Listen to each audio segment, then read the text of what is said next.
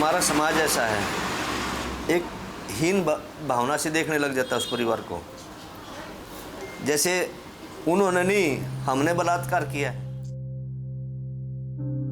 अभी जो रेप्स हैं, गैंग रेप्स हैं या हिंसा है, वो पावर की जगह से उनको फिक्स करने के लिए कि तुम लोग अच्छा जुबान लड़ाते हो, काउंटर करते हो, तो तुम्हें हम सबक सिखाएंगे। और सबक सिखाने में, क्योंकि महिला को परिवार की इज्जत समझा जाता है, उसकी प्रतीक है वो, तो उस महिला के साथ फिर रेप कर दिया, तो ये सोचो कि उन्होंने अपनी तरफ से उस परिवार को मिट्टी में मिला दिया। नमस्कार, welcome to ABP uncut. Hathras में हुई घटना के बाद पूरे देश में एक आक्रोश का माहौल है। कई जगह पे शौक भी लोगों को हो रहा है कि ये मामला कहाँ से कहाँ जा रहा है। तो दरअसल बात ये है कि योगी सरकार के ऊपर अभी बहुत बड़े बड़े आरोप लग रहे हैं कि वो रिपोर्ट्स बदल रहे हैं और ये मामला जो रेप और हत्या का था वो पूरी तरीके से चेंज होके एक ऑनर किलिंग का मामला बनता जा रहा है। तो इन सारी चीज़ों के बैकड्रॉप में हम आज आए हुए हैं हरियाणा में। हरियाणा के जब हम नाम सुनते हैं तो हमारे दिमाग में फ़ीमेल रिलेटेड क्राइम्स आते हैं, जो कि फ़ीमेल सिर्फ फीमेल रेप्स तक ही सीमित नहीं होते, लेकिन फ़ीमेल फिटिसाइड और ऑनर किलिंग तक भी जाते हैं। तो आज हम आए हुए हरियाणा में और यहाँ की पुरुष प्रधान मानसिकता को हम थोड़ी समझने की कोशिश करेंगे और यहाँ का जो रेप कल्चर है जो एग्जिस्ट करता है उसको भी हम समझने की कोशिश करेंगे।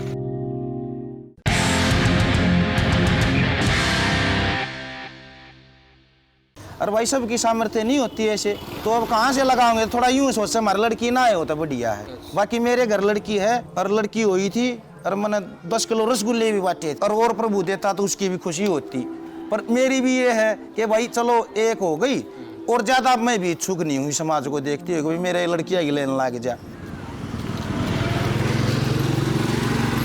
दिसंबर 2018 में हरियाणा के रोहतक में हाथरस जैसी घटना हो जाती है, जहां रात के अंधेरे में 3 लोग एक 13 साल की लड़की को उठा ले जाते हैं और उसका सामूहिक बलात्कार कर देते हैं। लड़की के पिता, उसका भाई पीड़ित लड़की को 4-5 घंटे बाद खोज लेते हैं और तुरंत पुलिस कंप्लेंट और मेडिकल करा देते हैं। लड़की के पिता का कहना है कि ये घटना उच्च जाति के लोगों ने एक बदले की भावना से की थी। लड़की के पिता एक आर्मी ऑफिसर थे जो कारगिल और बांग्लादेश बॉर्डर जैसे मुश्किल जगहों में सर्व कर चुके थे। उनका कहना है कि 2 साल के बाद भी उन्हें इंसाफ नहीं मिल पाया। ऐसा क्यों? रात के टाइम मेरा परिवार यहाँ बाहर बैठा हुआ था और मैं घर के अंदर था, तो बड़े भाई की घरवाली, वो बच्चे भी खेल रहे थे, वो सारे अंदर चले गए, बिटिया बाहर बैठी थी। उन्होंने इसको क्या धमकी दिया हमें मालूम नहीं। उसके बाद इसको यहाँ से लेकर के वो निकले। बेटे ने देख लिया जो ऊपर छत पे था, उसने आवाज़ लगाई, पापा बेबेन था ले गए। एक एएसआई नीलम थी जो महिला का इंचार्ज था जिनके पास, उसने मेरी बेटी को थाने में कमरे में अलग ले जाकर के इसके साथ मार पिटाई की। मारने के बावजूद भी कहा अगर भाई तू कोई बयान नहीं देना। ये जो स्टेट मशीनरी है, ये जो दबंग लोग हैं, दबंग जो जातियां हैं, उनके दबाव में आके या उनके साथ मिली भगत करके वो उनको प्रोटेक्ट करने के लिए आगे नहीं आते। जब वो स्टेट भी अलाई कर जाए मतलब क्रिमिनल्स के साथ, उस स्थिति में आप देखिए कि वो महिला और उनके परिवार जो हैं उनकी हैसियत ही कुछ नहीं रह जाती है एक तरह से। जो उसके फादर थे उन्होंने डुप्लीकेट दस्तावेज पेश किए थे नाबालिग होने के, उनको मैंने प्रूव करवाया, वो लड़का बालिग मिला। उसके लिए मुझे 1.5 महीना लगा, जबकि मैं दस्तावेज अगले दिन एसपी को दे चुका था, लेकिन उसको बालिग होने में 1.5 महीना प्रशासन की तरफ से लगा है कि सर मुझे न्याय चाहिए, मुझे डर लग रहा है। ये ताकतवर लोग हैं, लेकिन माननीय मंत्री जी मनीष ग्रोवर ने भी मेरे को ये बोला मेरी थाईलैंड की फ़्लाइट मिस हो रही है, मैं बाद में बात करूंगा। वो बात आज तक आया नहीं।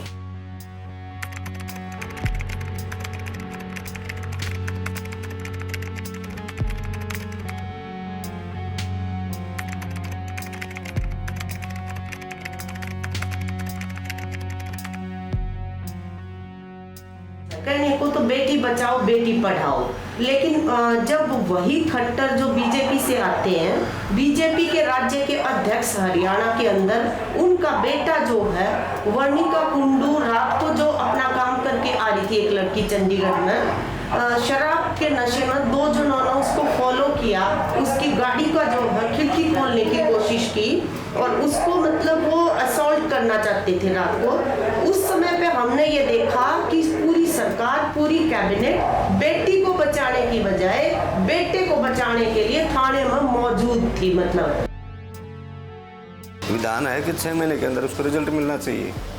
आज 2 साल होने वाले,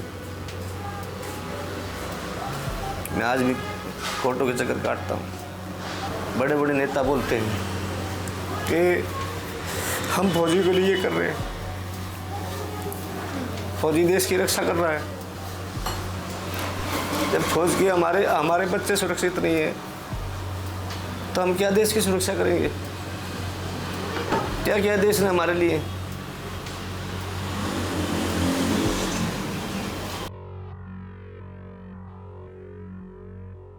एक केस हम भी ऐसी दलित महिला का लड़ रहे हैं कि मतलब 6-7 साल हो गए, आज तक कोई गिरफ्तार भी नहीं है उसमें, और वो किसी के घर काम करने गई थी, वो घरेलू कामगार महिला थी, और वहाँ से मतलब 7-8 दिन के बाद मतलब ऐसे स्ट्रे उसकी डेड बॉडी पड़ी हुई मिली। उनका कोई दोष नहीं होता, महिला का दोष यही होता कि वो महिला है।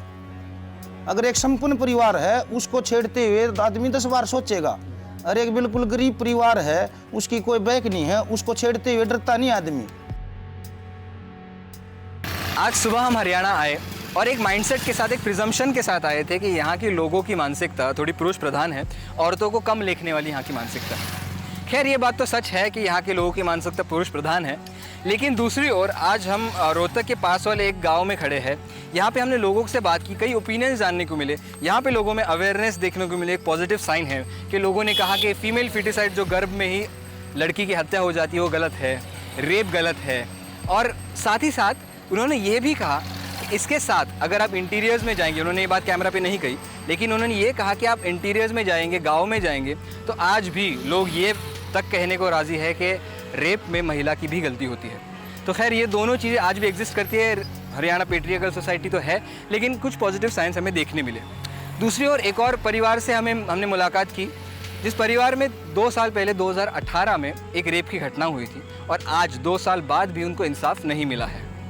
ऐसी और केसेस हमें आज देखने मिले जहाँ पे पीड़ित परिवार अन्याय फेस करता है और उनको इंसाफ नहीं मिलता, या इंसाफ मिलने में देर होती है प्रशासन की वजह से और एग्जिस्टिंग जातिवाद की वजह से। मैं था ज़ीशान कास्कर, आप देख रहे थे ABP अनकट। ऐसी और वीडियोस देखने के लिए डाउनलोड कीजिए ABP लाइव ऐप और क्लिक कीजिए ABP अनकट पे।